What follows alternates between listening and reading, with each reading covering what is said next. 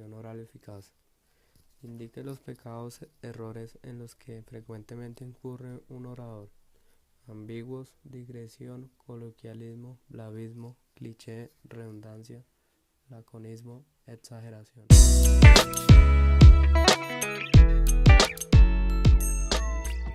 ¿Cómo se define el lenguaje? Es la capacidad que tenemos para expresarnos por medio de la palabra. ¿Qué acciones ayudan a corregir los problemas cuando se habla? Hipervocalizar, trabalenguas, relajación. Ejercicios para relajar la laringe, como girar la lengua, masaje descendente para tornar la voz grave, masaje ascendente para tornar la voz aguda, bostezar 5 veces y pasar saliva 3. Direccionar la voz hacia un tarro metálico y ver cómo aumentan la intensidad de la voz. ¿En qué consiste el estatus situacional? Es el nivel que uno mantiene con una persona, objeto o un espacio. Es la seguridad que uno manifiesta. Explique brevemente las funciones del lenguaje. Informativa, que es la que transmite datos, por ejemplo, ¿qué hora es? Emotiva, expresa los sentimientos, la interioridad de las personas. Poética, función estética del lenguaje. Y persuasiva.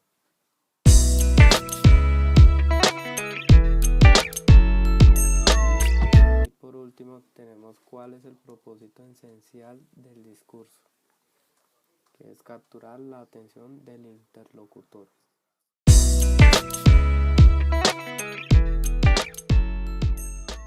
El habla la conocemos como la facultad de expresarnos con palabras.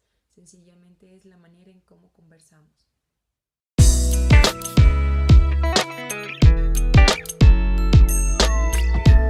Vaivén constante que genera inseguridad, movilidad en los ojos, el no tener un apoyo fijo en la mirada y la contradicción de los gestos con relación al texto.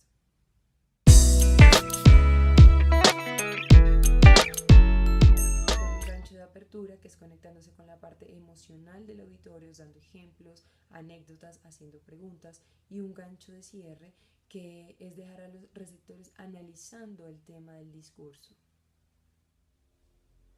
La cabeza es el gancho afectivo que se utiliza para atraer al auditorio, el cuerpo es la argumentación y las extremidades son el soporte de esa argumentación.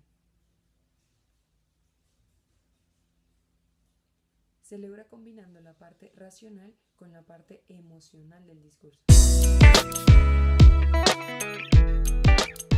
¿Cuáles son las cualidades de un buen orador? Inicialmente, el buen orador debe tener un propósito comunicativo claro, conocer a su audiencia. Posteriormente, ser cortés con ella, tener claridad, concisión, sencillez y coherencia. ¿Cuáles son los problemas básicos que pueden presentarse al hablar? Estos los dividimos en dos: el ritmo y la dicción.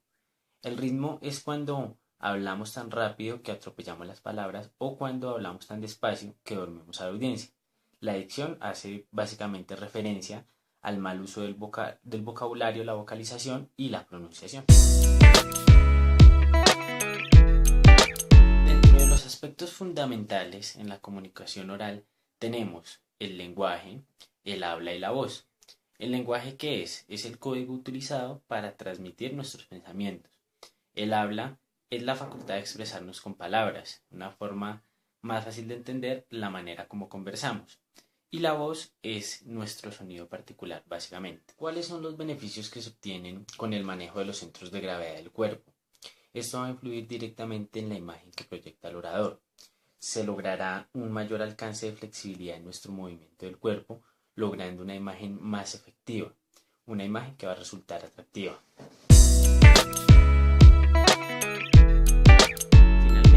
Dentro de los aportes que nos ha brindado el video Comunicación Oral y Eficaz a cada uno de los integrantes del grupo, nos presenta los diversos aspectos que debemos tener para lograr una comunicación efectiva y así pues lograr la convicción en aquellos clientes, consumidores o la persona a la que nos estamos dirigiendo, para que finalmente ellos decidan elegirnos a nosotros de acuerdo a lo que les presentamos.